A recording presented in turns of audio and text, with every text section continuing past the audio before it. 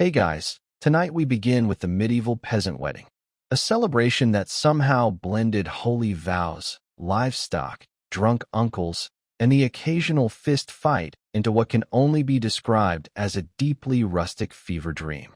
So, before you get comfortable, take a moment to like the video and subscribe, but only if you genuinely enjoy what I do here. And let me know in the comments where you're tuning in from and what time it is for you. It's always fascinating to see who's joining us from around the world. Now, dim the lights, maybe turn on a fan for that soft background hum, and let's ease into tonight's journey together. There were no invitations, no gilded parchment, no wax seals, not even an angry raven dropping scrolls on rooftops. In the medieval village, weddings spread by one method only, gossip. It usually started with a whisper at the well. Did you hear? Tomas is marrying Beatrix. A day later, it reached the baker, who told the miller, who told the midwife, who told literally everyone she passed, whether they cared or not. By nightfall, even the sheep knew someone was getting married. The priest, notably, was always the last to find out. There was no such thing as being uninvited. If you were alive and within walking distance, you went, not because you were particularly close to the couple, but because weddings meant food and drink and maybe a fist fight if things got festive. The bride and groom didn't draw up guest lists. They had no control over who came. You could end up with 10 people or half the county. That's just how it worked. More people meant more gifts, which in peasant economics translated to possibly getting an extra chicken or sack of turnips. Valuable stuff if you're living on gruel. Of course, you had to plan for guests showing up, but you also had to plan for guests not showing up. Some might be dead, some might be drunk, some might just forget. One guy was still harvesting barley and didn't notice the entire wedding happened without him. Because, let's be clear, time was flexible. Noon could mean anywhere between breakfast and sunset. There were no watches, just the sun and people's vague ability to guess how far it had moved since they last looked up from milking a cow. The bride and groom weren't fussed about seating charts or name cards. You sat wherever your behind landed, log, stone, or haystack. And if the pig had already claimed your seat, well, too bad. The pig stays.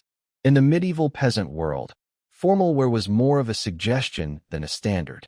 Fashion in this context wasn't about trends or elegance. It was about not being naked and maybe brushing the straw out of your hair.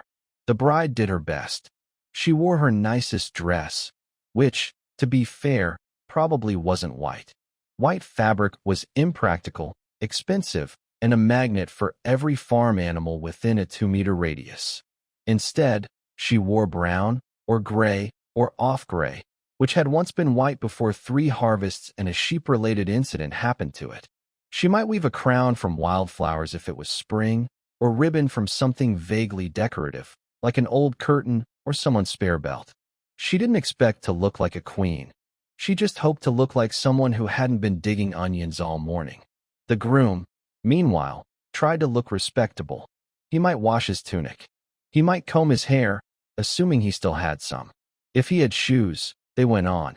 If not, barefoot it was. Calloused feet were considered rustic, not rude. And if he smelled vaguely like pig, well, so did everyone. Hygiene was relative. Soap existed, but not the kind you'd want near your eyes.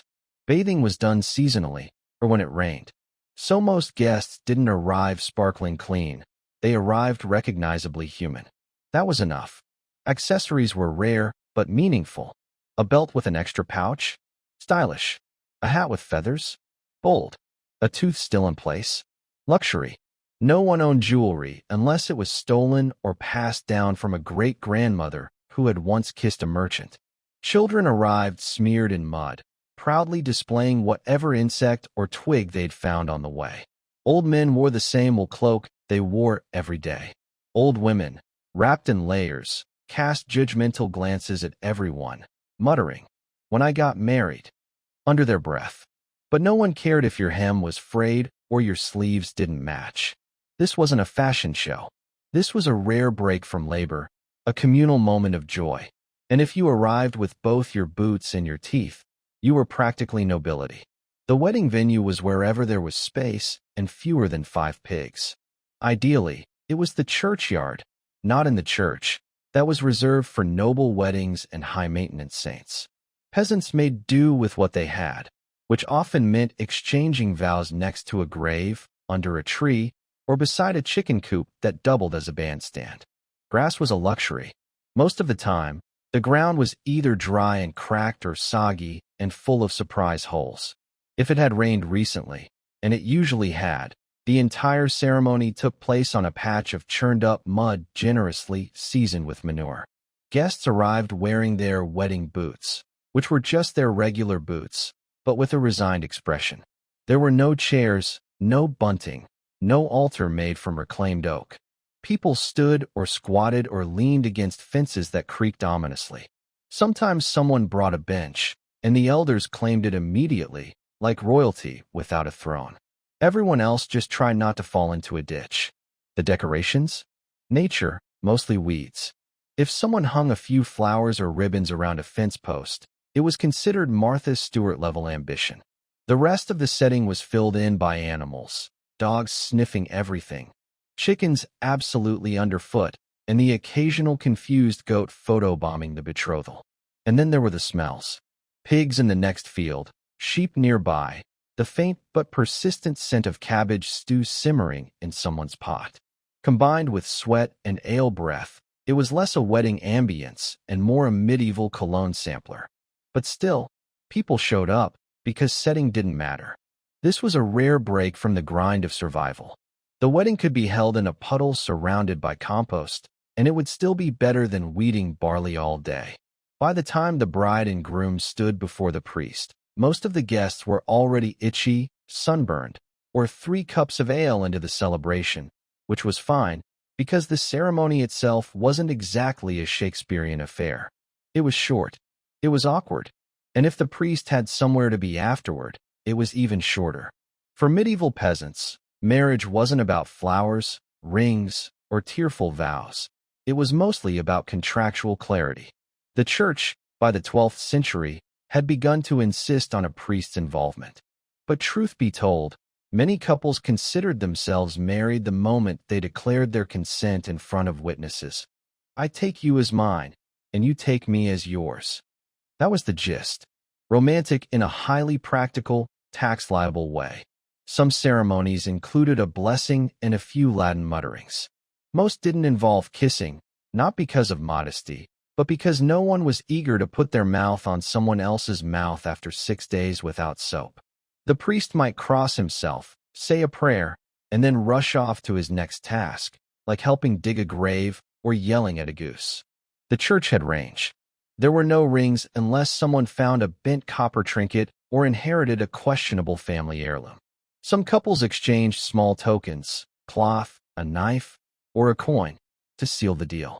Others just shook hands and hoped no one backed out before sundown. Consent was the key. Both parties had to agree out loud and in front of others. If the bride said nothing and looked like she might bolt, the priest technically had to delay things.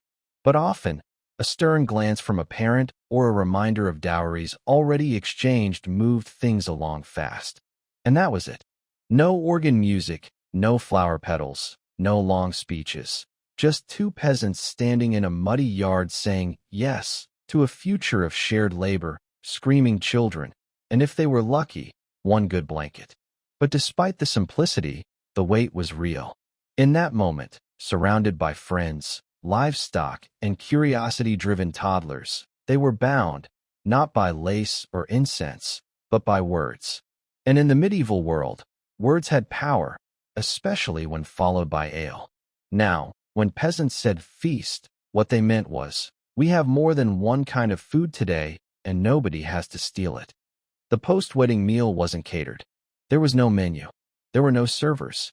There was, however, a communal pot that had been boiling for hours and contained roughly half the village's hopes and all of its root vegetables.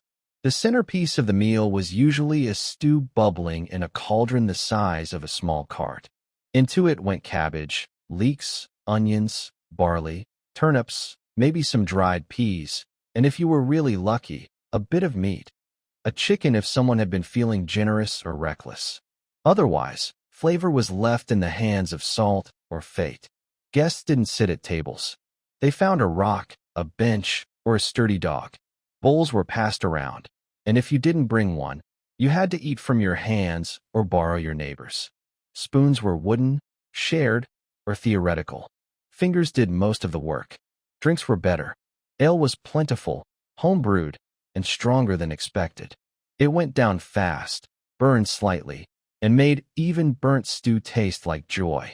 Water was technically an option, but most people avoided it since it often doubled as a bacteria cocktail. Ale, safer and more festive. Bread, when available, was dense enough to stun a pig. It was either fresh and sour or old and sharp enough to qualify as a weapon. Cheese made appearances, too, but only if the cow had been kind that week. There were no desserts unless someone brought berries or dried fruit, and no one trusted the berries. Still, it was abundance by peasant standards. A second bowl, a third, that was luxury.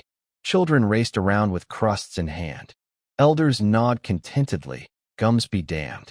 Dogs wandered underfoot, receiving more food than usual and less appreciation than they deserved. And despite the lack of silver platters or fancy cuts, the feast meant something. It was a chance to be full, to rest, to celebrate something other than surviving winter. Because when you live a life ruled by seasons, plows, and random plague outbreaks, any excuse to eat together and laugh loudly is a victory, even if it tastes mostly like boiled cabbage. Forget blenders and monogram towels. In a medieval peasant wedding, the gift registry was simple. Bring whatever you can carry, preferably alive or edible. Wedding gifts weren't about sentiment. They were about survival. Guests brought what they had: a couple of eggs, a chunk of hard cheese, a chicken tied by its feet, or in truly generous cases, a small sack of grain. These weren't presents so much as practical investments in the couple's new life together, because nothing says congratulations on your lifelong binding contract like half a dozen turnips. Occasionally someone would arrive with something a bit more interpretive: an old home missing a handle, a wooden spoon with bite marks, a goat with a limp and questionable eyesight. But even that was better than arriving empty-handed. Showing up without a gift marked you as either very poor or very bold. And either way, people noticed. Money was rare. Most peasants didn't see coins often, and when they did, they tended to hoard them like dragons hoard gold. So, the idea of giving money as a wedding gift was laughable. Goods, not coins, made the world go round. If someone gave the bride a jug of ale or a loaf of fresh bread, they were practically royalty. Sometimes gifts were recycled. And yes, that's as medieval as it gets. A goose given at your wedding might reappear at your cousin's wedding a year later, slightly older and angrier. There were whispers of one clay jug making the rounds for over a decade. No one remembered where it came from. No one dared keep it. But the gifts weren't just for the couple. They also played a role in community optics. Giving something useful proved you were invested in the household's success. It signaled goodwill, participation, and maybe a hope that when it was your turn to marry, someone would return the favor with a particularly plump chicken. And despite the randomness and re-gifting, there was warmth in it. These weren't luxurious things, but they were what people could spare. In a world where most had little, giving anything at all was an act of generosity, even if it squawked the whole way there. Every medieval village had its own cast of characters, and they all showed up at weddings, uninvited and impossible to miss. Think of it as a social reunion mixed with reality TV, minus the cameras, and with more goats. First, there was the village loudmouth, usually an older woman who knew everyone's business and had no filter. She'd start with "Bless the happy couple" and finish with, "Though we all remember what happened last harvest behind the bakehouse." She wasn't trying to stir the pot. She was the pot. Then came the local wise woman, part healer, part witch, full-time source of rumors. She would bless the couple with a mysterious herb no one could identify and mutter something like, "May your cows always give milk," unless they don't. People nodded solemnly. No one wanted to make eye contact. You'd also spot the retired soldier who hadn't fought a battle in 30 years, but still wore part of his dented helmet and told the same story about a skirmish near France that probably didn't happen. He'd shout to the bride and groom and immediately fall over. And of course, the drunk uncle. Every village had one. Red-nosed, overly affectionate, and prone to yelling, "Love is war," while trying to dance with someone's grandmother. He'd gift a bent spoon or a suspiciously light jug of ale. Still, it was tradition. But beyond the personalities, the real engine of the wedding was gossip. Weddings were ideal breeding grounds for juicy whispers. Who showed up late? Who looked too cozy with the shepherd? Who brought a gift that looked suspiciously like the one they got last year? Nothing escaped notice. If the bride's dress had a stain, someone had an entire theory. If the groom looked pale, someone declared he'd been hexed. The talk started during the ceremony and would ripple out for weeks, woven into bread lines, passed between milk buckets, and baked into the village's collective memory. And honestly, people lived for it. Life was hard. Gossip was free. If you've ever been to a wedding where no one hired a babysitter, now imagine that.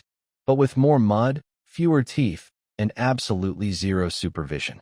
That's a medieval peasant wedding. Children were everywhere. Not politely sitting, not carefully nibbling bread. No, they were tearing through the gathering like feral squirrels on a sugar high, fueled by stolen crusts and pure chaos. And no one stopped them. Not because adults didn't care, but because they were busy eating, drinking, avoiding eye contact with their in-laws. In the absence of structured play or toys, kids got creative. They raced sticks down puddles, threw mud balls at chickens, dared each other to touch the priest's donkey. They used turnips as projectiles and haystacks as crash mats. At least one child always ended up in the stew pot. Not in it, thankfully, but close enough to raise questions. Toddlers toddled directly into the ceremony. Babies were strapped to hips or simply plopped onto the ground like satchels. A child would cry every 5 minutes, either because they tripped, were bitten by another child, or had their only snack stolen by a passing dog. No one panicked. This was normal. The bride and groom often ignored the madness.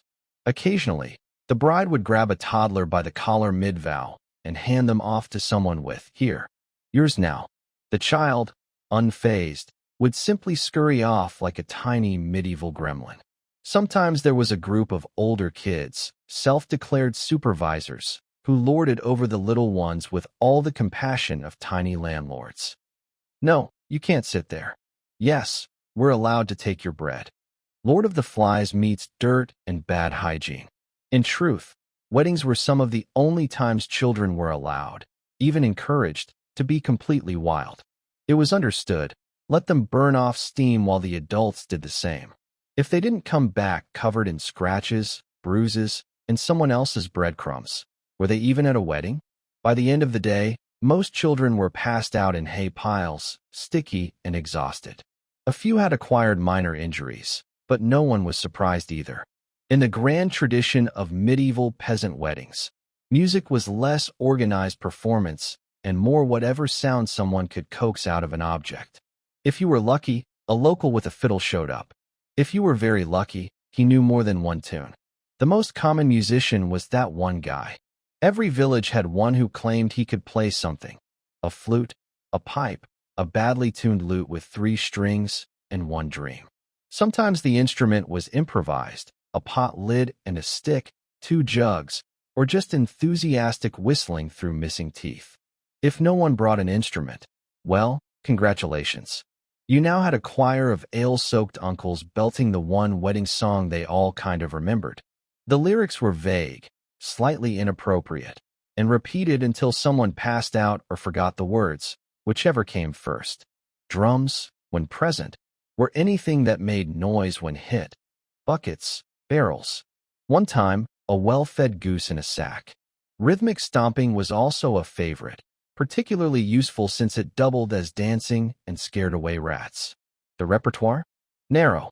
Most songs fell into one of 3 categories: love songs, where someone definitely dies at the end; drinking songs, where everyone dies at the end; and historical ballads, where everyone dies and loses their sheep. No one really cared about skill. Volume mattered more than melody. If you were loud and enthusiastic, you were a musician. If you had rhythm, you were a professional. If you could clap in time and not fall over, you were a legend. Children often joined in, adding high-pitched screeches to the mix. Dogs barked along. Occasionally, a rooster would try to solo. It was chaos, and yet, somehow it worked. The soundscape was clumsy, off-key, occasionally alarming, but it filled the air with joy, or at least with noise, and that was enough. For peasants who rarely heard music beyond a church bell or the sound of rain on a leaking roof, this was magic. Brief, messy magic. Once the music started, and by music, we mean rhythmic banging and someone whistling off-key, it was only a matter of time before the dancing began. And by dancing, we don't mean elegant waltzes or courtly steps. We mean stomping, flailing, and vaguely coordinated hopping performed with the unhinged energy of people who had spent the last 6 months bent over in a barley field. There were no formal dances in peasant villages, no rehearsed routines. What you had was instinctual celebration, deeply chaotic, but undeniably sincere. People formed circles, lines, or something between the two and just moved. There might be clapping, slapping, shouting, and stomping, often at the same time, and rarely in rhythm. Feet pounded the earth with enough force to startle birds and churn up mud. Arms were thrown around shoulders. Backs were slapped, sometimes accidentally. The elderly clapped along from the sidelines, cheering on anyone who managed to stay upright longer than 3 songs. Some villagers attempted fancier steps, usually the ones who had visited larger towns or heard tales from a traveling dancer who once passed through 5 years ago. These brave souls would try a spin or a leap, only to land awkwardly and pretend they meant to sit down anyway. Shoes were optional. By the second dance, most people had either kicked them off, lost them, or discovered they were slowing them down. Bare feet slapping muddy earth became the percussion section. Occasionally, someone would fall. Everyone would cheer. Falling was part of the ritual. The bride and groom were expected to participate, of course. The crowd would chant, shout encouragement, and sometimes physically shove them into the middle of the circle. They danced while blushing, laughing, or silently begging for someone else to steal the spotlight. Children joined in too, inventing their own moves, which mostly involved spinning until they fell over. One particularly bold child often started a conga line. No one knew where they learned it. They just did. And while no one would call it graceful, the dancing was honest. It was joyful. It was peasants saying, "We're alive. We're fed. We're together. Let's move." If music was optional and dancing was improvised, it was absolutely mandatory. No medieval peasant wedding was complete without it. And not just a pint or two.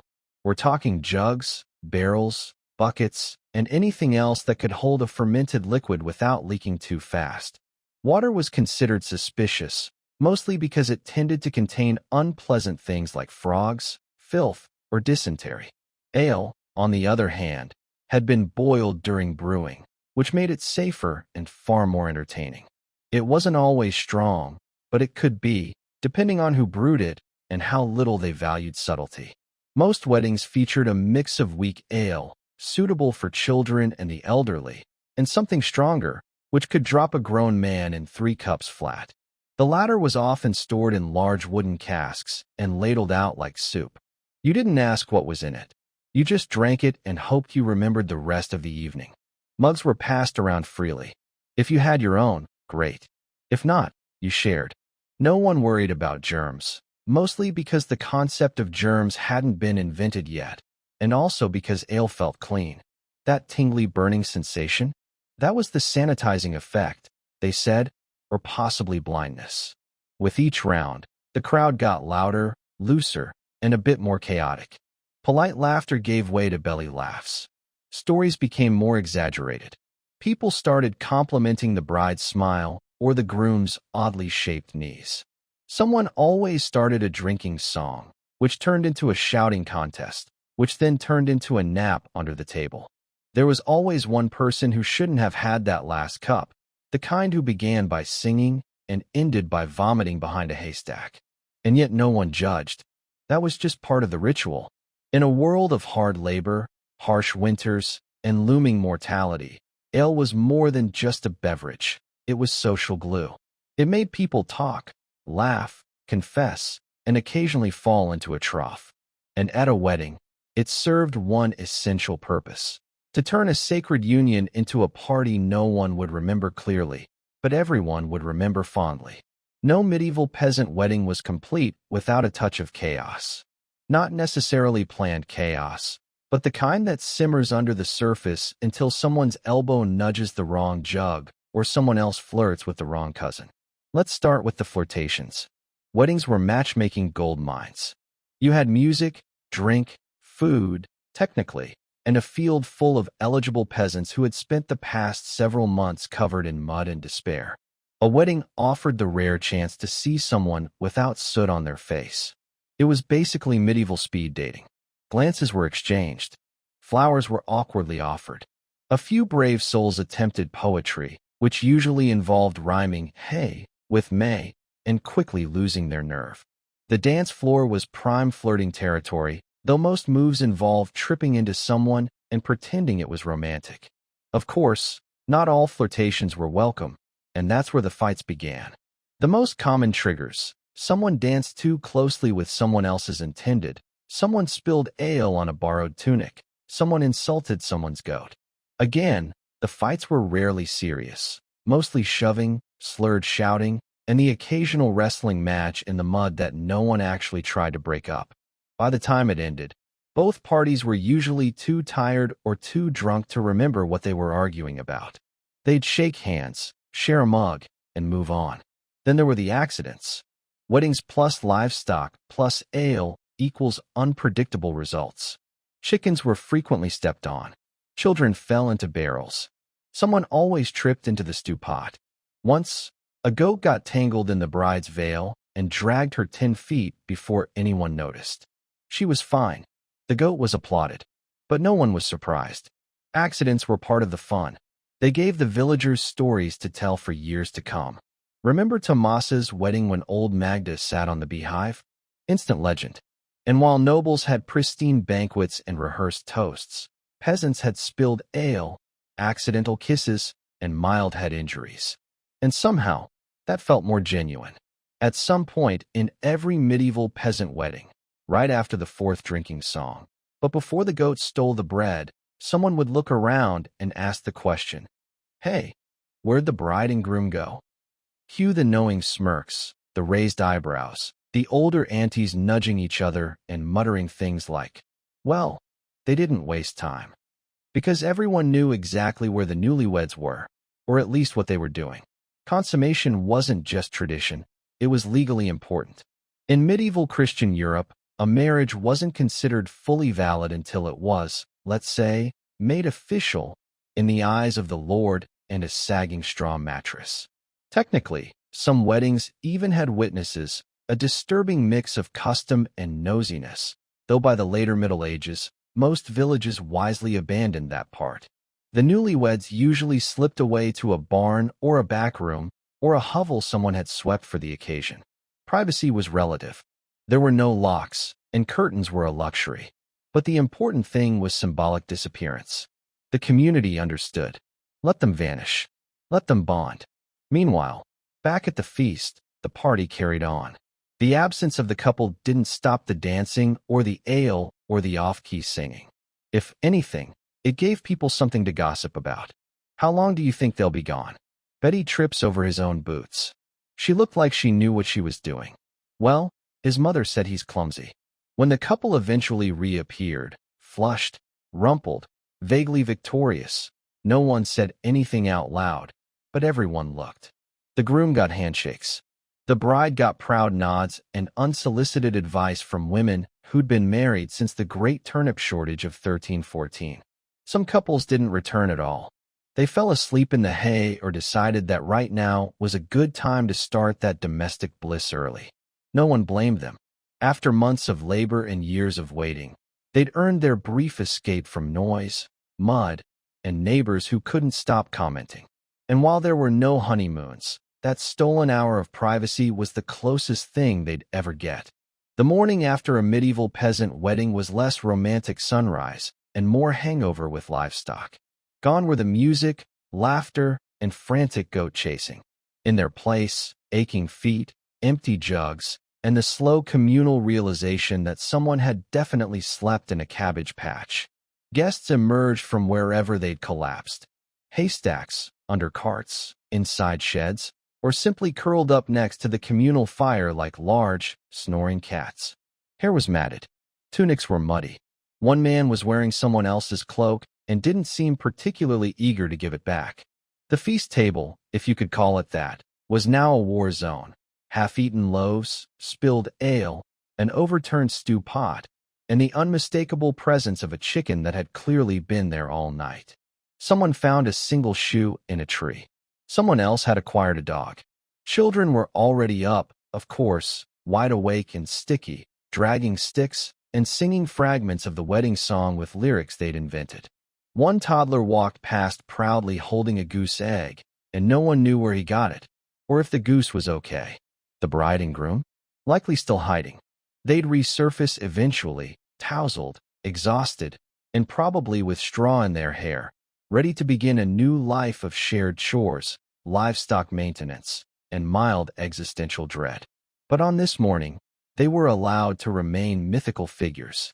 Those with stronger stomachs helped clean. Bread crusts were salvaged, mugs stacked, barrels rolled.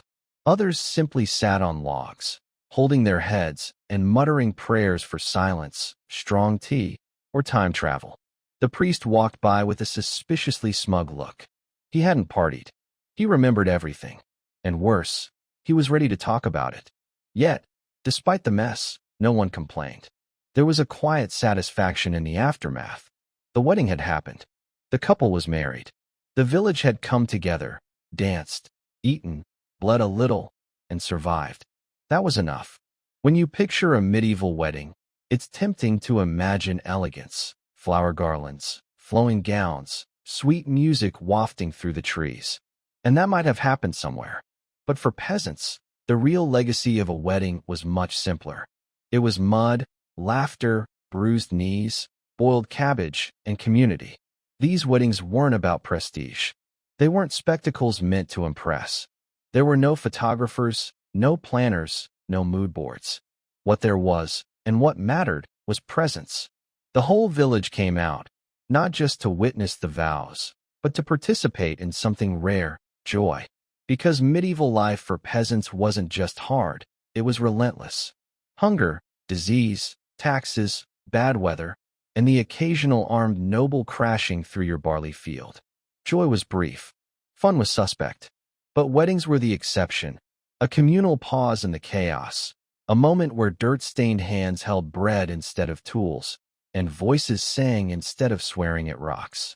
Even if the stew was bland, the ale ran out, or someone got kicked by a donkey, it didn't matter. What mattered was that the village gathered to say, "These two people now face the world together. Let's all shout and spill things in their honor." And so, the legacy of the peasant wedding wasn't captured in stained glass or chronicled in illuminated manuscripts. It lived on in stories told over bread fires, in the song hummed during the next harvest, in the smile between a couple sharing stew months later, now with calloused hands and shared debt. It was in the mud streaks, the goose-related injuries, the whispered gossip that somehow became legend. It was real. It was messy. And it belonged to the people. And if the world ended tomorrow, as it occasionally tried to do in the Middle Ages, the villagers would at least have this memory. A day when life felt lighter, when no one worked, and when two people said yes to each other, while chickens clucked disapprovingly nearby. Before the wine was poured or the lyre was plucked, there were rules. Lots of them. Despite the chaos and laughter later in the night, the Greek symposium was not some mindless frat party. It was ritualized, exclusive, and strangely sacred. You didn't just show up and start drinking. No, that would have been barbaric. First, you had to be invited. The host, known as the symposiarch, carefully curated the guest list. This was an all-male affair. Freeborn men only. Slaves? They served. Women? Only courtesans or hetairai were allowed inside. Wives stayed home. The evening began with a meal, the deep non, where everyone would eat reclining on couches, heads propped up on cushions like relaxed philosophers. This wasn't the symposium proper. This was the warm-up. No alcohol yet. That came after.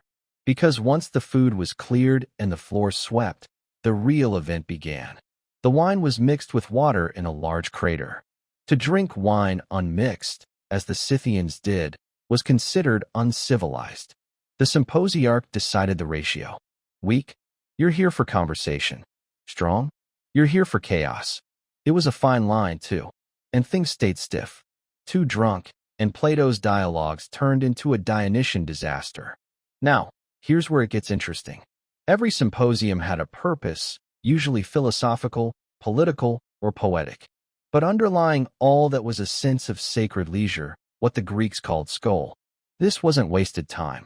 It was where ideas were born, where young aristocrats sharpened their minds, played verbal games, composed impromptu poetry, and maybe, just maybe, fell in love. Before the debate started, libations were poured to Dionysus, the god of wine and divine madness. There was singing, sometimes by hired musicians, sometimes by the guests themselves. A flute girl might play. A courtesan might challenge a guest to a riddle. But everything was structured. The wine passed clockwise. Each round came with a toast. Drinking too fast was frowned upon. Getting sloppy was shameful. The ideal guest. Witty, graceful, and just drunk enough to tell the truth beautifully. In the end, the symposium was a performance, a place where men proved their intellect as much as their tolerance for wine. It was a dance between reason and indulgence. And if you broke the rules, you weren't just embarrassing yourself. You were insulting the very spirit of the gathering. The physical setting of a symposium was no accident. It was a stage for both mind and body to perform. The event typically took place in a specially designed room in the Greek household called the andron, reserved solely for men. It was a square space lined with couches, or clini, each wide enough for a man to recline on his side, while propped up on one elbow. The center was left open, perfect for servants to pour wine, dancers to perform, or for the occasional impromptu game involving tossing wine dregs at a target. Yes, they had drinking games too. Light came from flickering oil lamps, and the air was thick with the scent of burning incense, roasted meats, and the occasional perfume worn by courtesans. It was intimate, sensual, and designed to lower inhibitions without erasing the intellect. The couches were arranged in a circle, encouraging eye contact, verbal sparring, and shared laughter. This wasn't just architecture. It was psychology. Everyone had equal status here. No one sat at the head of a table. No one was above another. This spatial equality fostered philosophical democracy, an egalitarian moment in a deeply hierarchical world. The mood could shift dramatically depending on the host and the mix of guests. Some symposia were political strategy sessions disguised as drinking parties. Others devolved into singing contests and naked dancing. And some, like the one described in Plato's Symposium, were lofty, abstract, and almost religious in tone. But they all began in the same place, with a shared space, a shared drink, and a shared sense that something important was about to happen. Even the decor mattered. Walls were often adorned with mythological paintings, Hercules feasting with the gods, Dionysus leading his drunken revelers, satyrs chasing nymphs. These were not just pretty images. They were reminders of the thin veil between civilization and ecstatic chaos. They whispered, "This is play, but it's sacred play." And let's not forget the wine itself. Served in decorated cups, kylix. These often had erotic or comic scenes painted at the bottom, slowly revealed as the drinker emptied his cup. The moment of draining your drink came with a laugh, a blush, or a clever comment, depending on who was watching. At the heart of many symposia was a dynamic that still baffles and fascinates modern minds: the pederastic relationship between an older man, the erasts, and a younger male beloved, the eromenos. This wasn't just tolerated, it was idealized. The older man was the teacher, the lover, the sponsor of intellect and refinement. The younger man, usually a teenage boy of aristocratic birth, was the student and the object of admiration. And the symposium was their theater.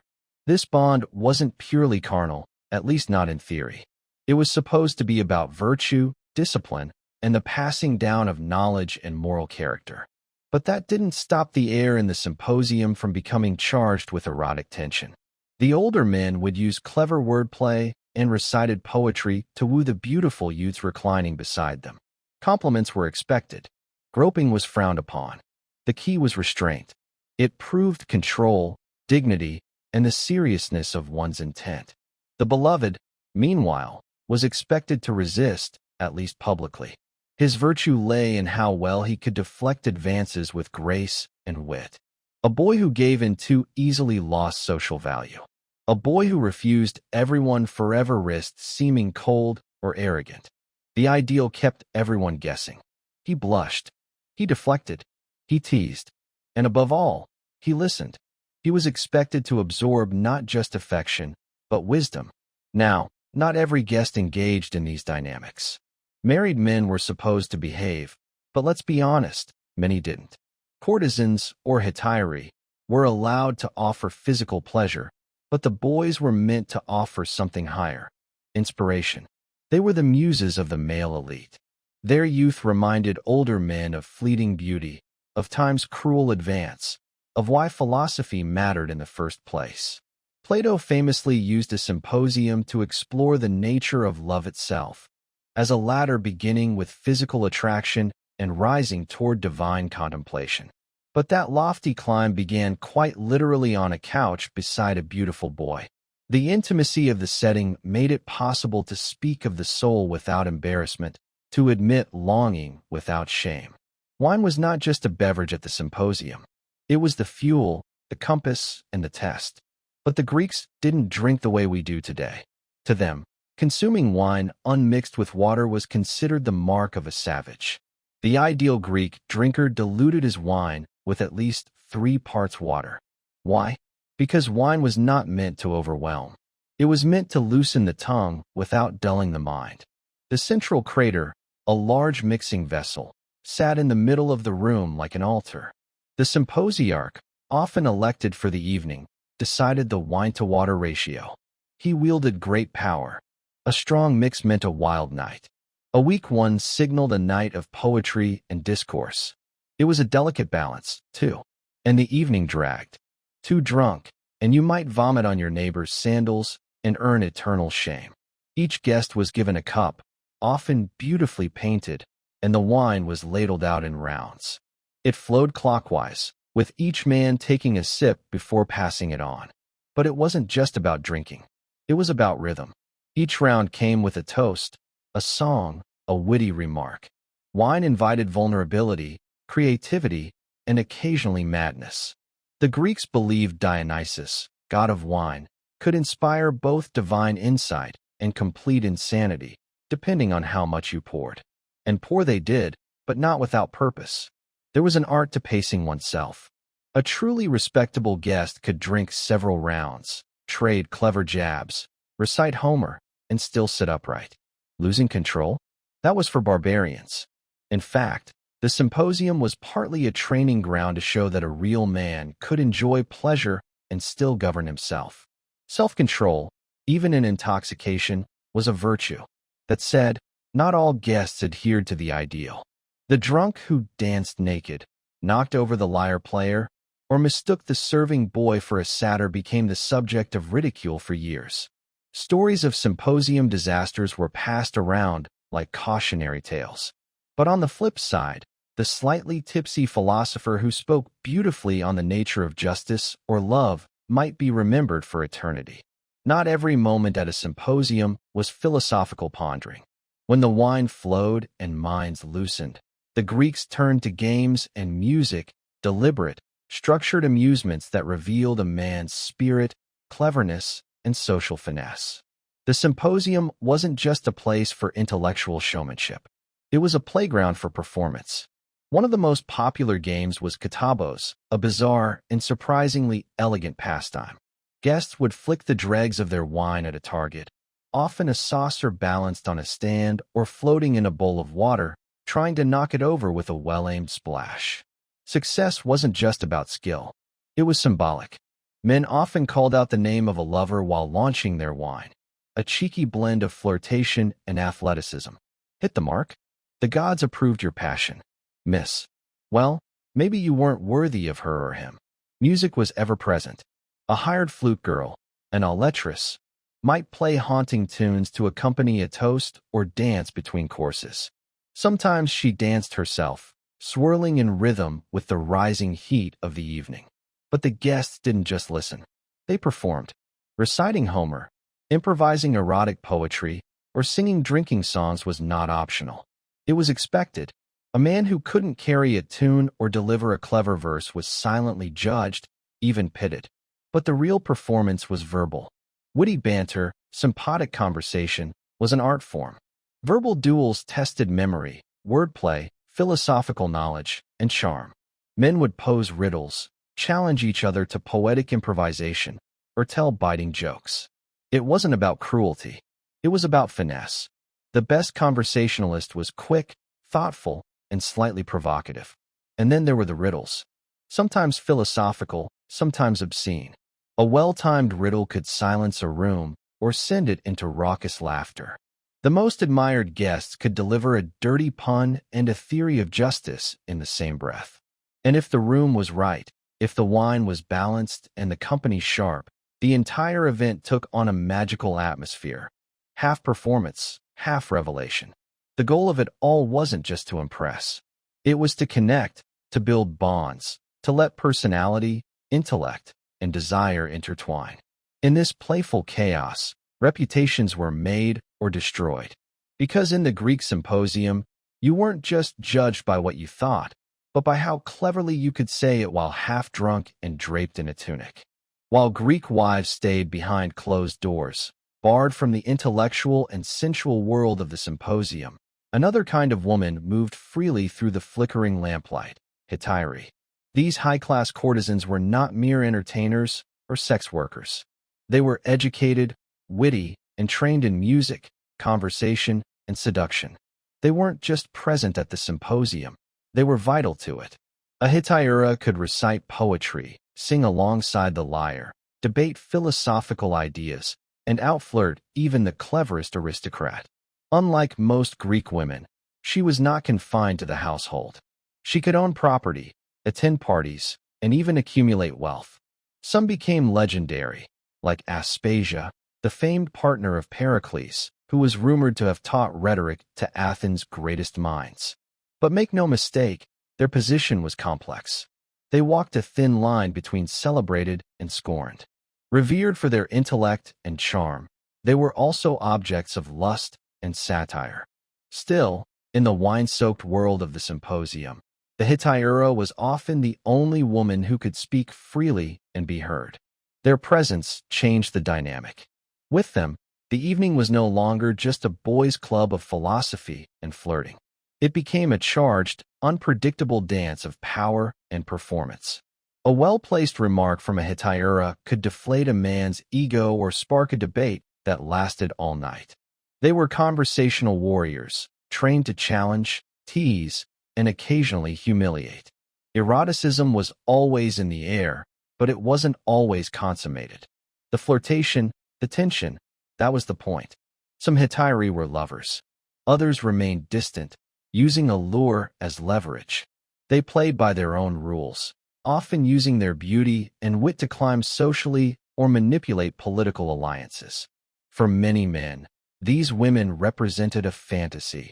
Female companionship without domestic duty, sensuality without obedience, intellect without inhibition. They were free in a way that Greek wives could never be, and that made them both intoxicating and dangerous. In a room designed for male pleasure, the hetairai were a reminder that true control was never fully in male hands. They could ruin a joke, redirect a debate, or inspire a poem that would be remembered for generations. In a culture obsessed with power and performance, they were masters of both.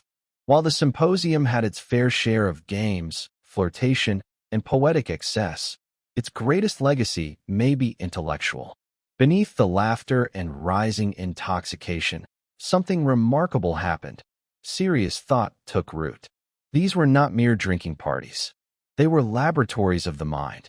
Somewhere between the third cup of wine and the last riddle, the guests often launched into debates that would shape Western philosophy forever. The most famous example, of course, is Plato's Symposium, a fictionalized account of a real gathering where Socrates, Alcibiades, Aristophanes, and others explored the nature of love. But this wasn't an isolated event.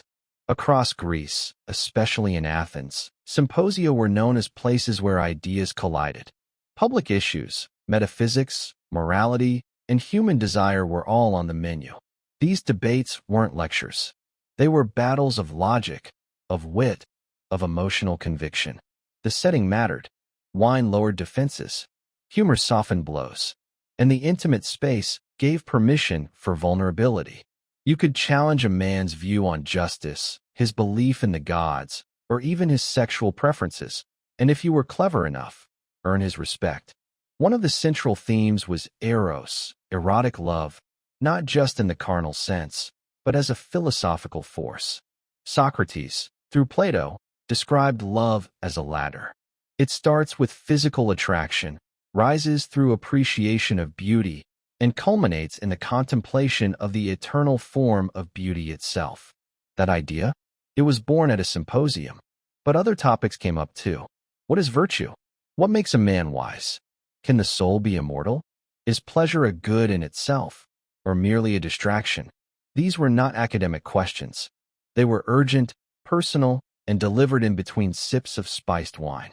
It's no coincidence that many of the great thinkers of Greece, Socrates, Plato, Xenophon, frequented symposia. These events were incubators of thought. They offered a rare combination: leisure, intellect, sensuality, and challenge. And unlike public forums, the symposium allowed for nuance. You could speak freely, revise your opinions mid-sentence, or offer an idea half-formed and see where it went. For all their intellectual ambition and poetic charm, symposia could, and often did, spiral into chaos. While philosophers dreamed of truth and beauty, reality had a habit of barging in, wine-soaked and staggering. The symposium's tightrope walk between order and indulgence didn't always end well. And when it failed spectacularly. Take Alcibiades, for example, the handsome, brilliant, and deeply scandalous Athenian statesman. He famously crashed the symposium in Plato's dialogue, already drunk, crowned with ivy like Dionysus himself. Instead of offering a sober reflection on love, he gave a wildly personal and sexually charged speech about Socrates. It was funny, emotional, and borderline inappropriate. The line between admiration and desire blurred, and what was meant to be a noble evening turned into an unfiltered outpouring of drunken obsession. But Alcibiades' antics weren't just awkward. They were prophetic. He would go on to betray Athens, flee to Sparta, switch sides again, and die in exile. His love of wine, performance, and recklessness mirrored the dark side of the symposium culture. Charm without restraint, brilliance without ethics. And he wasn't alone. Many political scandals had their roots in symposia. Gossip spread quickly. Who flirted too boldly? Who got too drunk? Who insulted a guest or blasphemed a god in the haze of wine? It was all noted, whispered, and weaponized. A misstep in a private symposium could ruin a public career. Symposia also became associated with decadence, especially in later periods. As Athens declined and Rome rose, the original balance of intellect and indulgence tilted dangerously toward pure hedonism. Wine was no longer watered down. Guests competed in gluttony instead of poetry. The flute girls outnumbered the philosophers, and what was once sacred play became cynical performance. Even the Spartans, famously austere, mocked Athenian symposia as soft, effeminate, and corrupt. To them, the very idea of reclining on couches, debating love while sipping diluted wine, seemed like a recipe for moral decay. And in some ways it was. Yet the Greeks were aware of the risks. That's why moderation was so prized. A man who could keep his dignity while drunk, charm without seducing, and argue without humiliating was the true hero of the symposium. Long after the last crater was emptied and the last lyre note faded, the Greek symposium left behind something far more enduring than a hangover, a legacy of intellectual culture that still shapes how we think, talk, and connect today. What began as a structured drinking party became one of history's most unlikely engines of philosophy, art, and social development. The symposium offered a radical idea, especially for its time, that leisure wasn't merely idleness. It was sacred space. Skol, the Greek word for leisure, is the root of our word school. That's no accident. The symposium turned leisure into a crucible for learning. It proved that wisdom didn't have to come from temples or classrooms alone. It could emerge amid wine, laughter, flirtation, and flame-lit debate. Plato's symposium is the most famous relic of this world, and its impact is hard to overstate. It gave us not just a model of structured philosophical dialogue, but enduring concepts like Platonic love, the ladder of Eros, and the idea that beauty and truth are intimately connected. The format of that work, men reclining, drinking, and riffing on a shared theme, would become the prototype for everything from university seminars to late-night salons. The Romans inherited the symposium and transformed it into the convivium, a more lavish, less philosophical affair. But the structure remained. Medieval and Renaissance thinkers reawakened the spirit of the symposium in their own salons, circles, and societies. And even today, we carry echoes of it. The dinner party that turns into a deep conversation at midnight. The book club that spends more time on existential questions than the actual book. The podcast where two minds drink, laugh, and dissect reality. Even the symposium's flaws have left their mark. The gender exclusivity, the hierarchies of beauty and age, the danger of excess, all remain relevant as cautionary tales in how communities are built and broken. But perhaps its greatest gift was the idea that pleasure and thinking need not be at odds, that beauty, desire, humor, and intellect could all share a single room, that truth could be seduced, not just reasoned. In the end, the Greek symposium wasn't just where philosophy met pleasure. It was where civilization discovered that the mind, the body, and the spirit all need a place to play. And in that sacred, wine-slicked space, the Western world learned how to talk. Imagine walking through the streets of ancient Thebes or Memphis. The heat radiates off the limestone, and the air smells of incense, lotus, and palm wine. But what grabs your attention isn't the temples or the towering obelisks.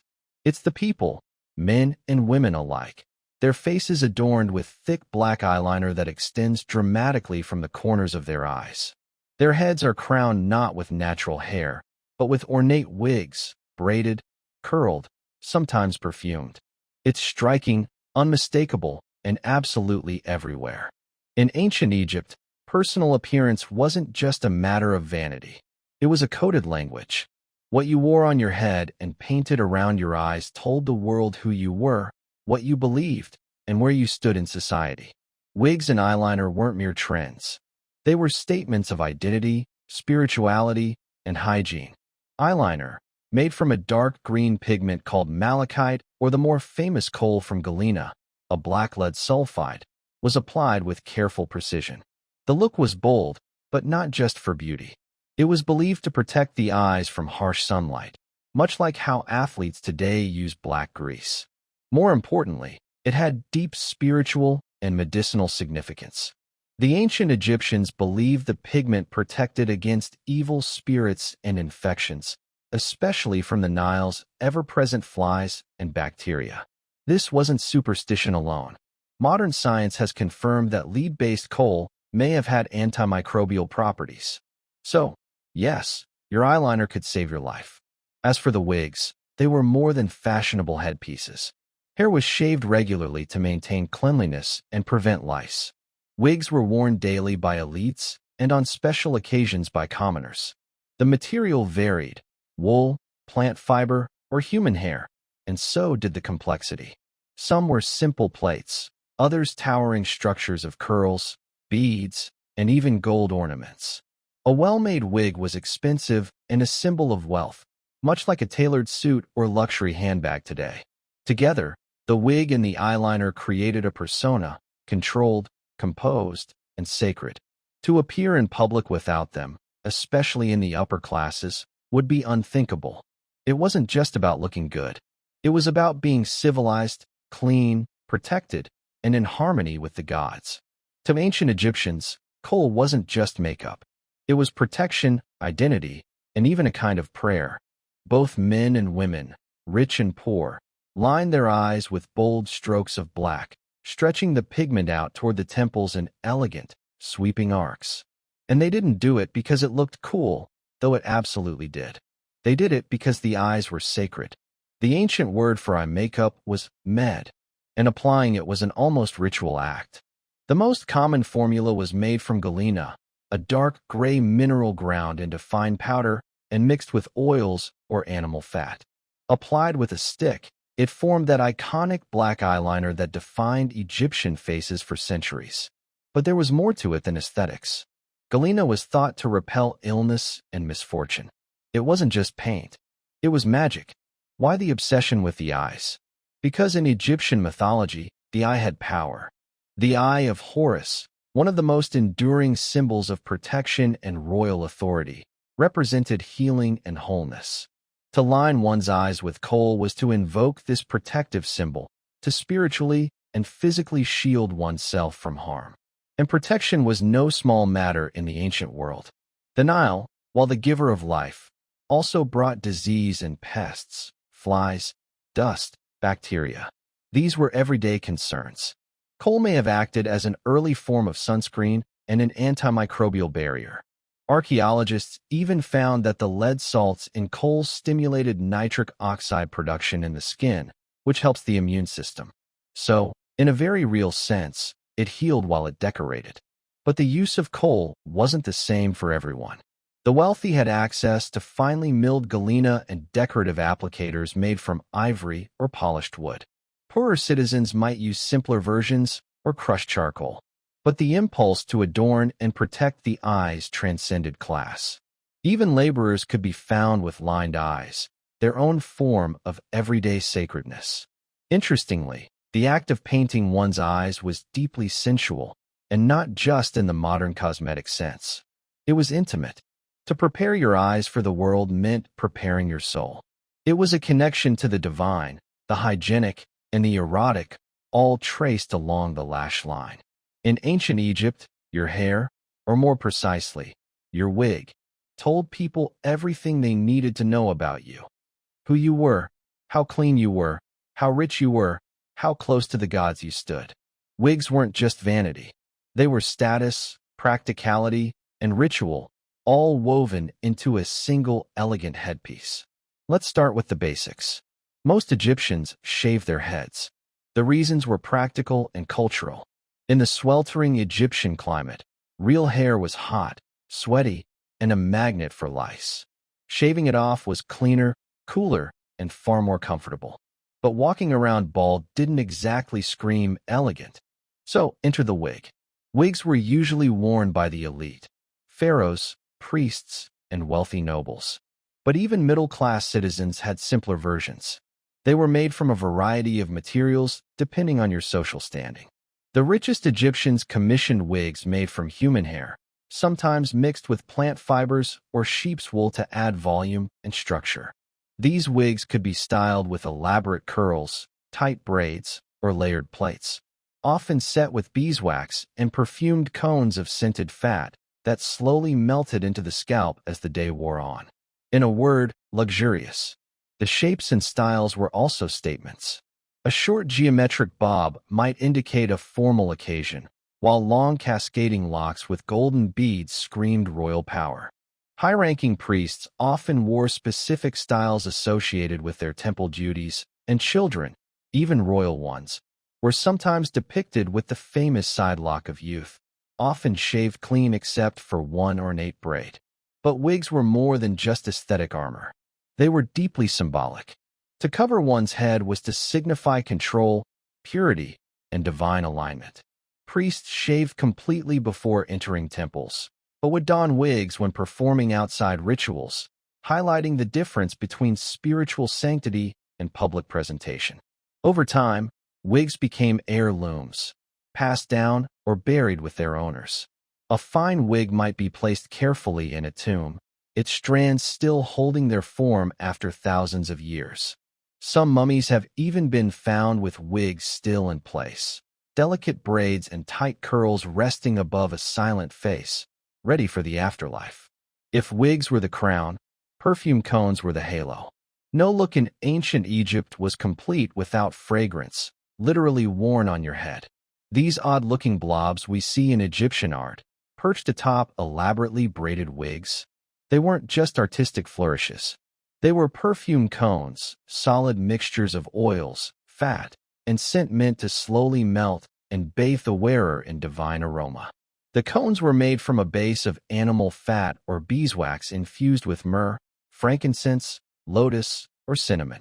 As the day went on and the desert sun beat down, the cones would soften, slowly releasing their scent. This wasn't just for personal pleasure. It was a statement. I am clean. I am sacred.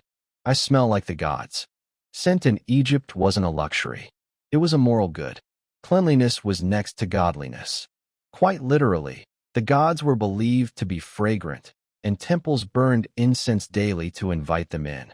To walk through a city smelling like lotus or frankincense wasn't just attractive. It was spiritually resonant. A perfumed person was a civilized person, a person in harmony with Ma'at, the Egyptian principle of cosmic balance and order. Perfume cones weren't just for special occasions either. While elite Egyptians wore them to banquets and ceremonies, the daily act of anointing the body with oils and fragrant balms was common practice among all classes. Laborers, after a day's work in the sun, would wash and oil themselves. It was part of being human and part of being worthy. Wigs often had their own scent, too. Some were stored with perfumed leaves or herbs braided directly into the strands. Others were refreshed with oils rubbed gently into the fibers. A wealthy Egyptian's hair didn't just look good. It smelled divine. And that smell signaled everything: status, piety, and erotic appeal. Interestingly, this attention to fragrance also had practical benefits. The melting cones acted as a moisturizer in Egypt's arid climate, protecting hair and scalp. They may have even repelled insects. Once again, beauty and function went hand in hand.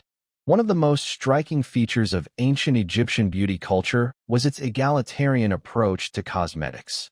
In a world where modern standards often assign makeup and grooming to women alone, ancient Egypt blurs the lines. Men wore eyeliner. Women shaved their heads. Everyone oiled their skin, perfumed their bodies, and wore wigs on special occasions. Beauty was not gendered. It was sacred, hygienic, and deeply social. A high-status Egyptian man might begin his day with a full-body wash, followed by anointing himself with scented oils. Then came the application of kohl. Yes, thick black eyeliner applied with a smooth hand to both upper and lower eyelids. The eyes were extended outward with that iconic line we still associate with pharaohs and gods. It wasn't vanity, it was identity. Women followed a similar ritual, though with even more complexity in hair and fragrance. The beauty standards for elite women were steep: pale skin, elaborate wigs, painted lips using ochre or carmine, and wide, defined eyes. But here's the twist. These routines weren't about competing with other women or impressing men. They were about aligning oneself with the divine.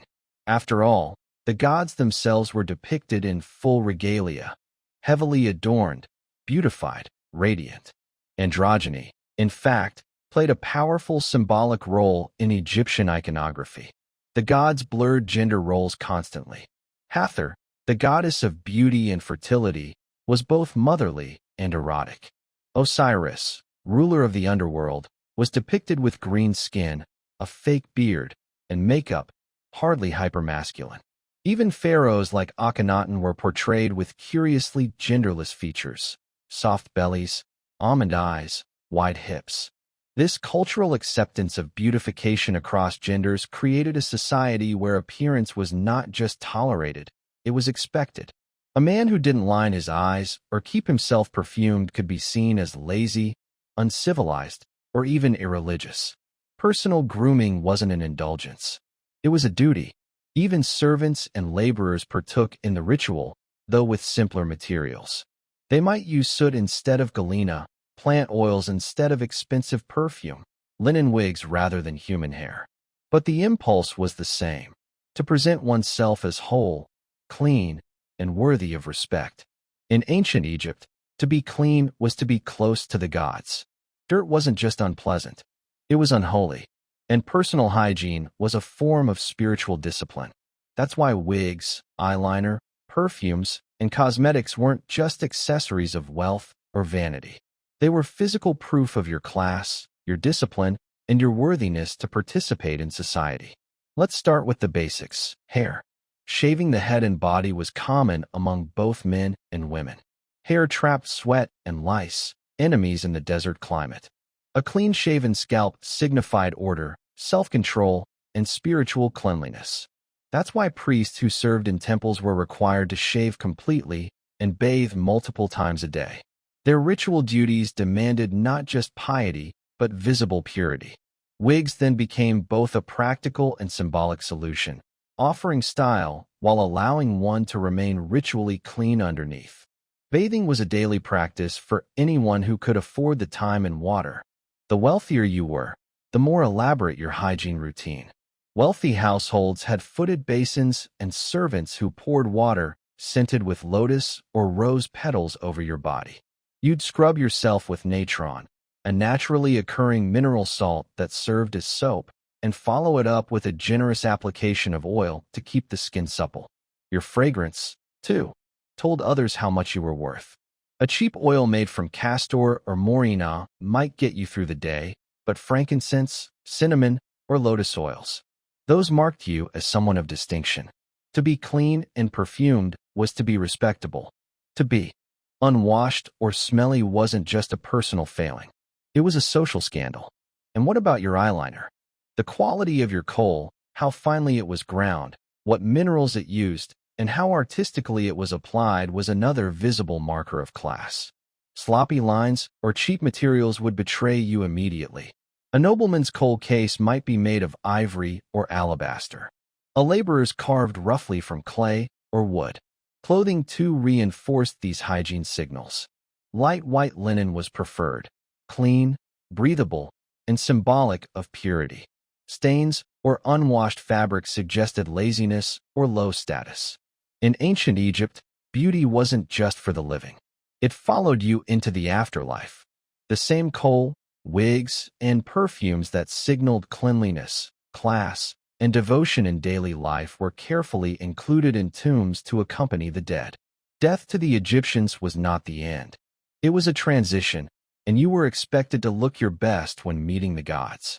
Tomb paintings and grave goods reveal just how deeply beauty rituals were tied to funerary practices. Elite mummies were buried with jars of cosmetics, kohl pots, wig boxes, mirrors, scented oils, and even combs and razors.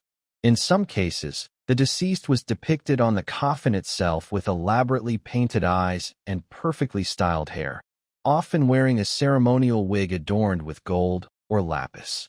The message was clear: the soul should arrive in the next world clean, composed, and divine. Priests who prepared the body performed rituals that included cosmetic application.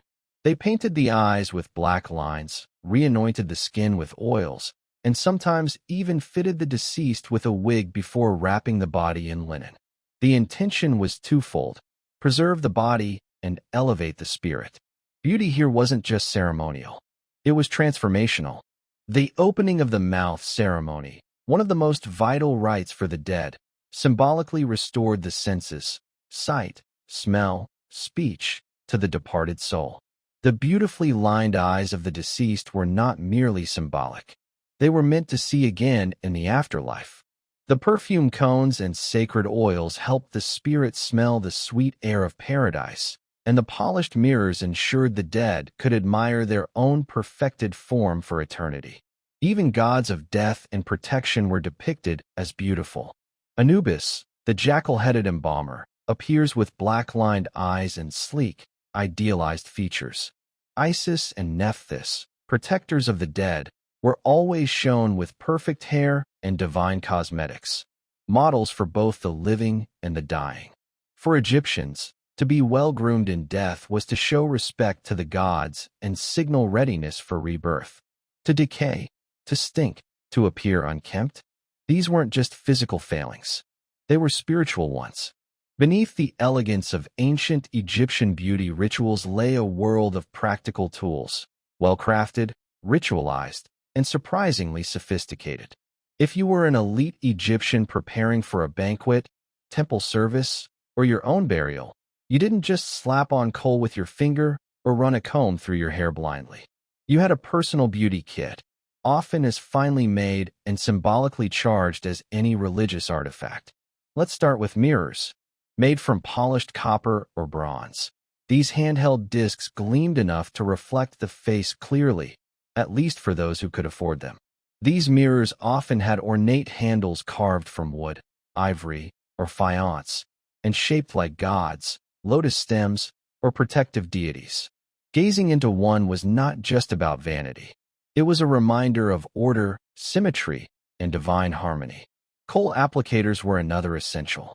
These were not flimsy brushes, but thin rods, sometimes carved from bone, ivory, or metal, designed to dip into stone or ceramic pots filled with powdered galena or malachite. The act of lining one's eyes with these tools was often meditative, precise, and done with great care. Some of these applicators were so treasured they were buried with their owners. Wig combs were flat, wide, and made from carved wood or ivory, designed to gently untangle the intricate braids and curls of elaborate wigs. Wealthier individuals had full grooming kits that included razors for shaving, tweezers for plucking stray hairs, and even scent jars designed to hold various fragrant balms. Some high-ranking women even had servants whose sole job was maintaining wigs and mixing personalized perfume blends. Cosmetic palettes, slabs of stone used to grind and mix pigments, were part of nearly every household. Even children's tombs sometimes contained small palettes, indicating how early beauty rituals began. The famous Narmer palette, one of Egypt's earliest archaeological finds, shows cosmetic tools already present at the dawn of Egyptian civilization, blending politics, ritual, and aesthetics into one stone. These tools weren't hidden in drawers. They were proudly displayed, often decorated with animal motifs or inscribed with protective spells. They served as reminders that beauty wasn't separate from life. It was central to it. You weren't just painting your face. You were participating in a sacred art form, using tools blessed by centuries of tradition. Thousands of years have passed since the last pharaoh applied his kohl, or a noblewoman placed a perfumed cone atop her wig. Yet the visual language of ancient Egyptian beauty continues to ripple through history, echoing in everything from high fashion to modern makeup tutorials. What began as sacred ritual and social necessity along the banks of the Nile now lives on in catwalks, cosmetics, and cultural imagination. Start with eyeliner. The bold, extended line from the corner of the eye, that unmistakable cat eye straight out of Egypt. Cleopatra didn't invent the look, but she certainly perfected it. And her image, widely circulated in art and cinema, turned Egyptian eye makeup into a global symbol of allure, mystery, and power. Today's eyeliner trends, whether high fashion or everyday glam, still chase that same elongated, dramatic form, born in the temples of Hathor and the tombs of queens. Wigs, too, have made their rounds. Ancient Egyptians treated them not as mere fashion, but as expressions of hygiene, status, and control. Today, they represent transformation, identity, and even empowerment. Worn proudly by celebrities, cancer survivors, and cultural performers alike. In many ways, the modern wig still carries the same message. I choose how I present myself to the world. And let's not forget skincare. The Egyptians were early masters of moisturizing, exfoliating, and perfuming the body. They used oils, salts, and clays not just for function, but as expressions of spirituality and discipline. Today's multi-step skincare routines, their DNA can be traced straight back to the anointing jars of Thebes. Even in pop culture, ancient Egyptian beauty refuses to die. Films, music videos, fashion shows, and cosmetics branding continually mine the visual power of Nefertiti's cheekbones or Tutankhamun's dramatic mask. These weren't just royalty. They were icons. Their beauty standards, once grounded in sacred belief, have become shorthand for elegance and mystery. But what endures most is the idea that beauty is never just about looking good. For the Egyptians, it was health, holiness, identity, and social structure, all painted in black coal and sculpted in curled wigs. And in a world that still wrestles with image, self-expression, and ritual, their message remains timeless. Beauty is power. Beauty is protection. Beauty is purpose. And from the temples of Karnak to the vanities of today, that truth still lines our eyes. In the dying days of 1606, three small ships, Susan Constant, Godspeed, and Discovery, slipped away from the foggy shores of England under the banner of the Virginia Company. A private joint stock enterprise, the Virginia Company wasn't launching this voyage for charity or for the crown's glory. It was a business venture driven by dreams of gold, silk, spices, and above all, profit. What they got instead was mud, disease, starvation, and a tiny, fragile outpost that would become the seed of British America. The men aboard these ships were a curious blend. There were seasoned sailors and laborers, but also many gentlemen, men with swords and titles, but no farming experience. Most had no idea how to build a colony. Few had ever done hard manual labor in their lives. Their expectations were wildly out of step with the reality waiting on the other side of the Atlantic. After more than 4 months at sea, including a stop in the Canary Islands and a storm-battered journey through the Caribbean, the expedition finally arrived in what would later be called Virginia. On May 14, 1607, the settlers selected a swampy, uninhabited peninsula along the James River to build their settlement. They named it Jamestown in honor of King James I. From a defensive standpoint, the site seemed ideal.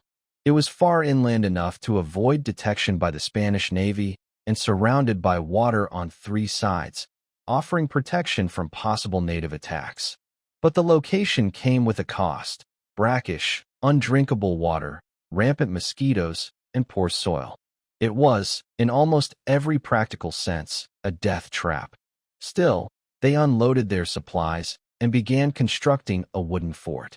The settlers had little idea what awaited them.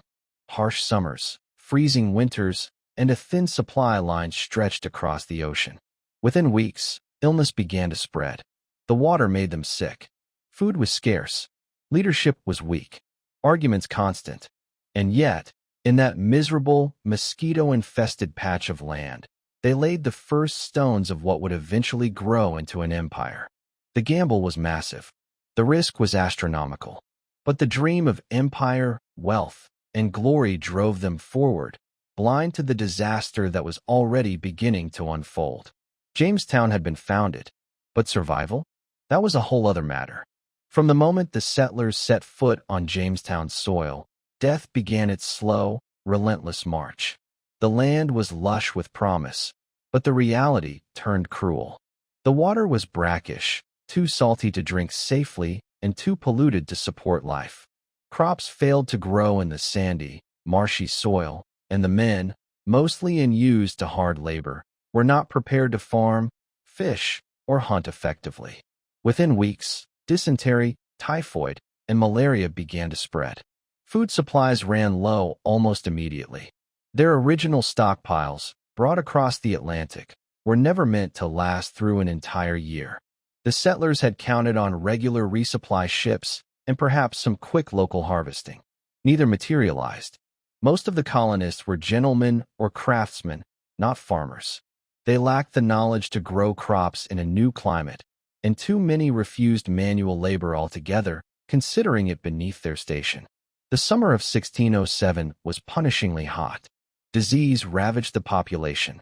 Insects were everywhere. Drinking water from the river only worsened their condition. As hunger grew more desperate, the settlers turned to increasingly grim measures. They boiled leather for broth. They scavenged for roots, acorns, and even snakes and rats. By the winter, known grimly as the starving time, the situation turned horrific. That winter, the colony was under siege, not by Native Americans, but by nature and their own hubris.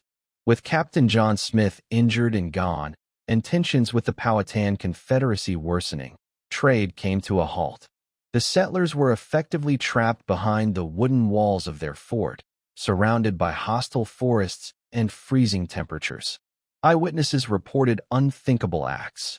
The colonists resorted to cannibalism, exhuming corpses and boiling human flesh to survive.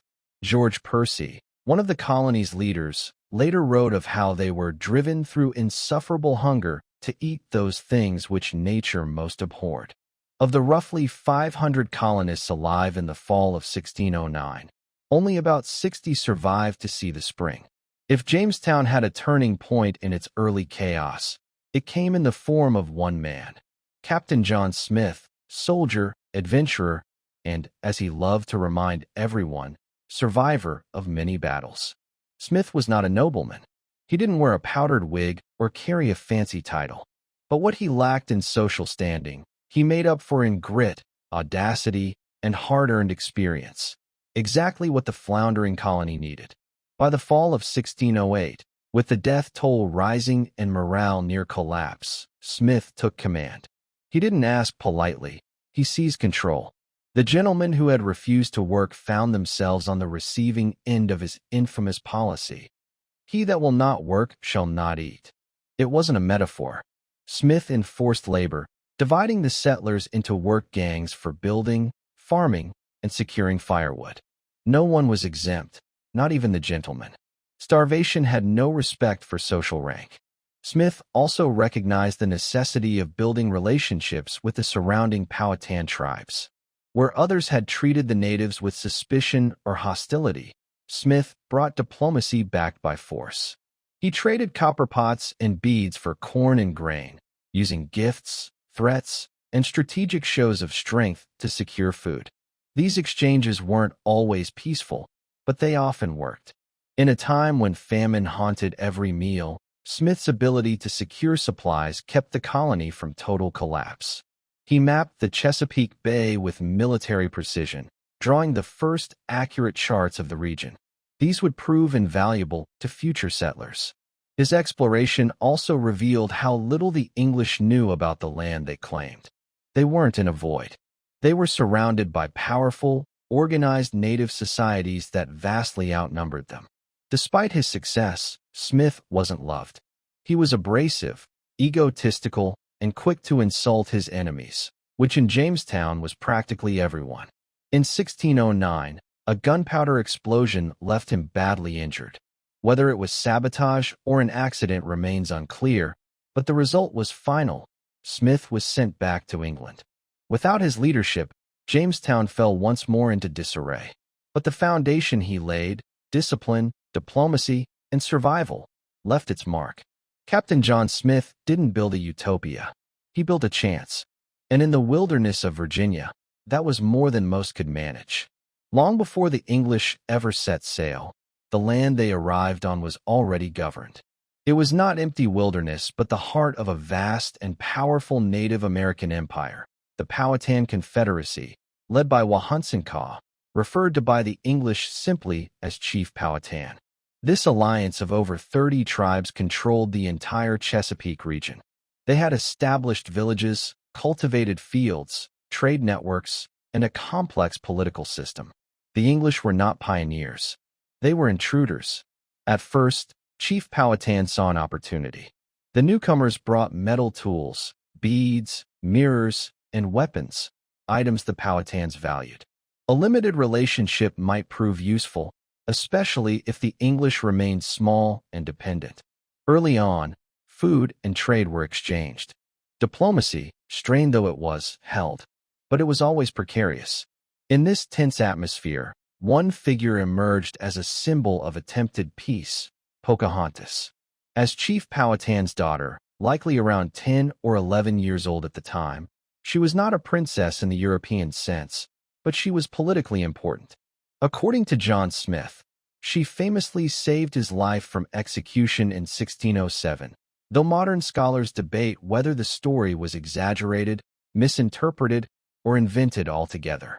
Regardless, Pocahontas became a recurring figure in English accounts, often acting as a messenger or intermediary between the two cultures. But the truth couldn't last. As Jamestown grew, so did English demands for food, land, and dominance. The settlers raided villages when trade faltered. Powhatan warriors retaliated. Trust eroded quickly. The English viewed the land as something to possess, the Powhatan as something to live within. This difference in worldview made peaceful coexistence almost impossible. By 1609, the relationship broke down entirely. The Powhatan Confederacy began a campaign of siege warfare, cutting Jamestown off from food and water during the brutal, starving time. Any settlers found outside the fort were ambushed and killed. Inside, colonists starved or died of disease. It was a power struggle, and Powhatan was sending a message: this land was not up for grabs. The English, weakened but defiant, refused to abandon the colony. They believed God and empire were on their side. The Powhatan believed they were defending their home. The battle for Virginia wasn't just about land. It was about survival, sovereignty, and the refusal to bow. Few names from early American history are as romanticized or misunderstood as Pocahontas. For centuries, her story has been twisted into legend: a native princess saving a white Englishman, bridging two cultures with a single act of love. The truth is far more complex and far more tragic. Pocahontas, whose real name was Matoka, was the daughter of Chief Powhatan and likely no more than 11 or 12 when the English first arrived. Her interactions with the colonists began early, largely through her connection to John Smith. Whether or not she saved Smith's life, as he later claimed, she did become a symbol of communication between the Powhatan and Jamestown. She brought messages, helped arrange food exchanges, and occasionally appeared at the settlement, though not as some exotic curiosity, but as a political figure in her own right. As tensions grew and diplomacy collapsed, Pocahontas disappeared from the English record for several years. Then in 1613, everything changed. During one of the many skirmishes between the colonists and native tribes, Pocahontas was captured by the English and held as a bargaining chip. Her captors demanded her father return English prisoners and stolen weapons. Chief Powhatan stalled. Pocahontas remained in captivity. During her imprisonment, Pocahontas converted to Christianity and was baptized as Rebecca. Some say she did so willingly. Others argue it was a coerced conversion. Either way, the transformation made her an ideal tool for colonial propaganda. She married John Rolfe, a tobacco planter, in 1614. Their union temporarily helped secure peace between the English and the Powhatan in what came to be known as the Peace of Pocahontas. But this was no fairy tale. Pocahontas never returned to live among her people.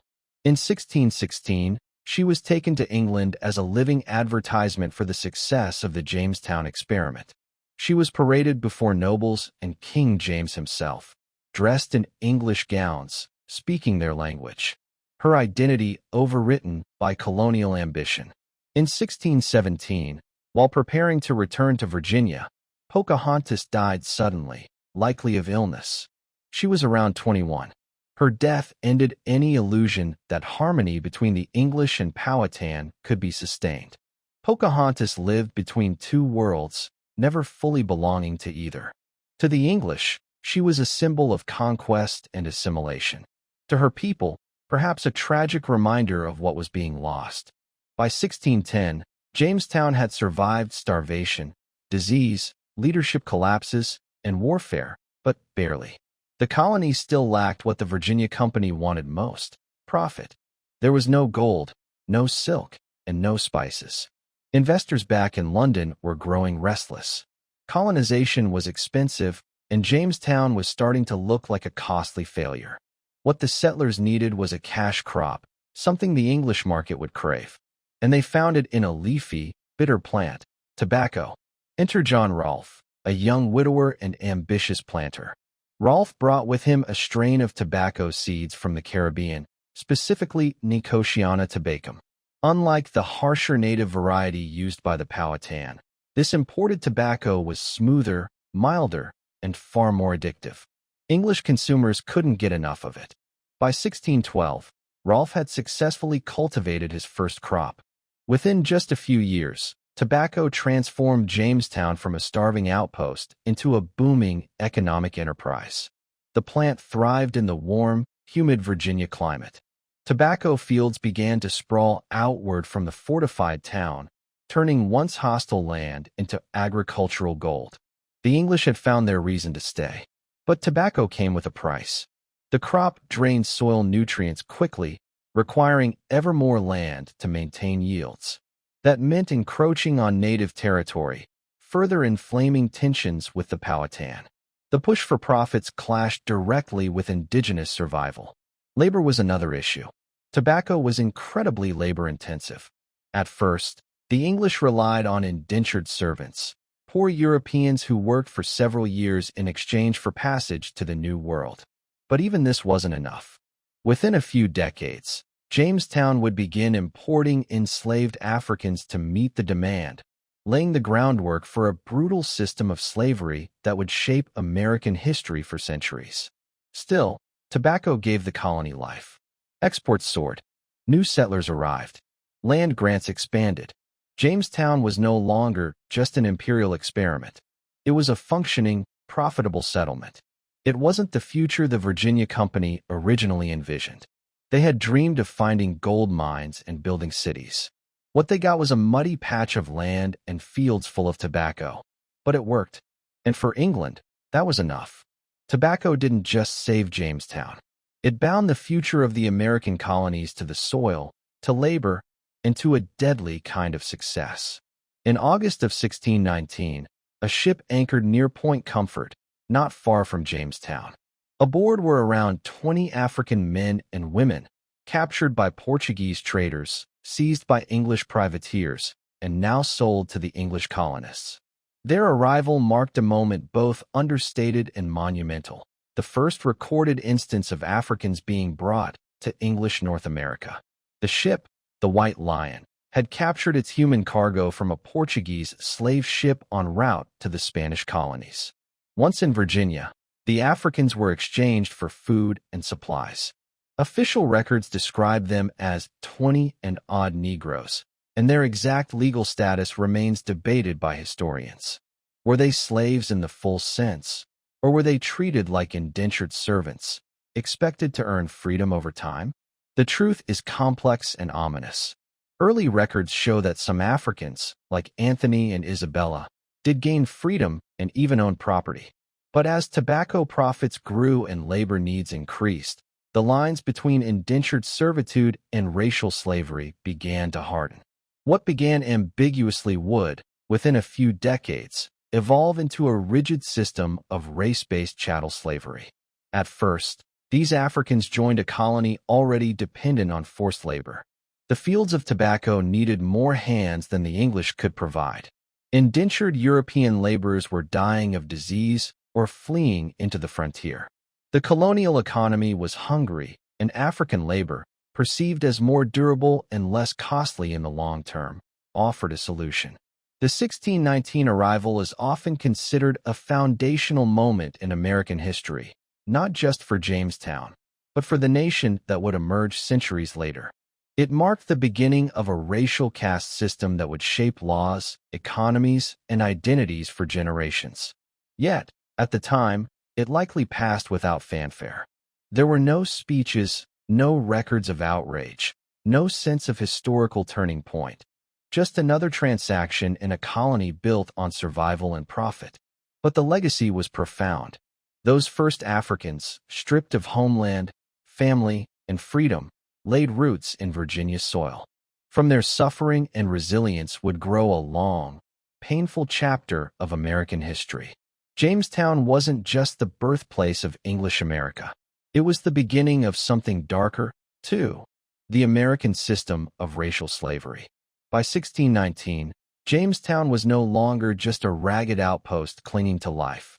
It was an economic engine fueled by tobacco and powered by labor, both indentured and enslaved.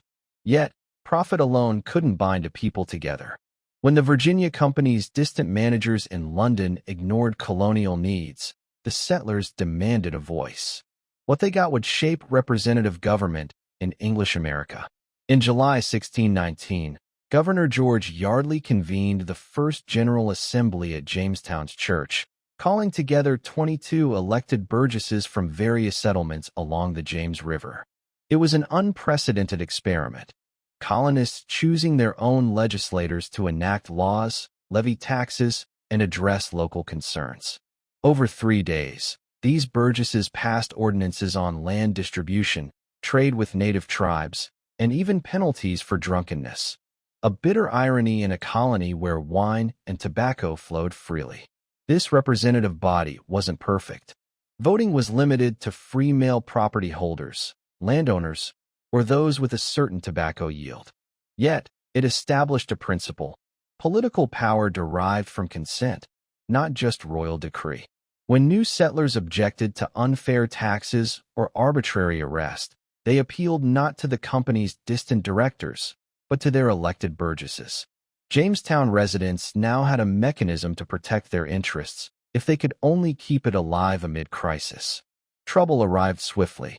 English reinforcements failed to arrive in 1622, and the Powhatan Confederacy launched a coordinated attack that killed a quarter of the colony in a single morning. The General Assembly reconvened at Smith's Hundred, debating emergency measures for defense and welfare. They authorized militias, regulated trade licenses, and organized food stores. The Assembly became not just a legislative body, but a lifeline. Yet, the Virginia Company's mismanagement persisted. Reports of misused funds, high mortality, and intermittent supplies angered King James I. In 1624, he dissolved the company's charter and proclaimed Virginia a royal colony. Jamestown's governor was now appointed by the Crown, but the General Assembly remained intact, an enduring legacy of 1619. Through charter collapse, deadly attacks, and economic turmoil, Jamestown's self-government proved its worth. The colony had transformed from a private venture into a political community, forging institutions that would outlast its cradle of mud and mosquitoes. As tobacco fields expanded and new settlers arrived, the idea that ordinary colonists could elect representatives became woven into the DNA of English America, a seed planted at a battered church in Jamestown, ready to bear fruit in the centuries to come. By the mid-1620s, Jamestown had evolved far beyond a struggling outpost into something entirely new, the symbolic and practical heart of English America. Yet, its survival had been brutal. Thousands of lives had been lost through starvation, warfare, disease, and exploitation. The settlement's resilience, however, set a pattern that would shape the future colonies, the United States itself, and the modern world. Jamestown established critical precedents, both good and troubling. Politically, it pioneered representative government in North America. The General Assembly, founded in 1619, gave settlers a direct voice in local laws and taxation, laying the groundwork for American democracy. It showed colonists they could govern themselves, not perfectly, but independently. When tensions eventually arose between colonies and the British Crown, it was this deeply rooted tradition of self-rule that would fuel the revolutionary spirit. Economically, Jamestown's tobacco success was equally influential, binding future American prosperity to agricultural exports. Tobacco cultivation sparked a plantation economy that demanded vast amounts of land and labor. This hunger for labor initially led to indentured servitude, but rapidly accelerated into the full-fledged system of racial slavery that would define the American South for centuries. Culturally, Jamestown left lasting imprints, too. English traditions, laws, language, and religious practices spread from the muddy banks of the James River to settlements along the Atlantic coast and beyond. Yet it also fostered a culture of violence and racial division embodied by conflicts with native peoples and the exploitation of enslaved Africans. These seeds, planted early, would bloom into generations of systemic inequality and struggle. The Powhatan people paid perhaps the heaviest price. Within decades, disease and conflict decimated their population, destroying an entire way of life. Jamestown's success, built on tobacco and self-government, was intertwined with this devastating loss, a contradiction at the core of American history. Today, Jamestown is remembered not as a simple triumph, but as a story of survival, courage, greed, oppression, and innovation. Its legacy lives in the democratic institutions born from its muddy streets, in the cultural exchange that reshaped global history, and in the deep wounds that still mark the nation's soul. Ultimately, Jamestown's true legacy is complexity itself, a tale not easily simplified into heroes or villains. Instead, it remains a raw, honest mirror reflecting what America would become: ambitious, contradictory, inventive, and often painfully human.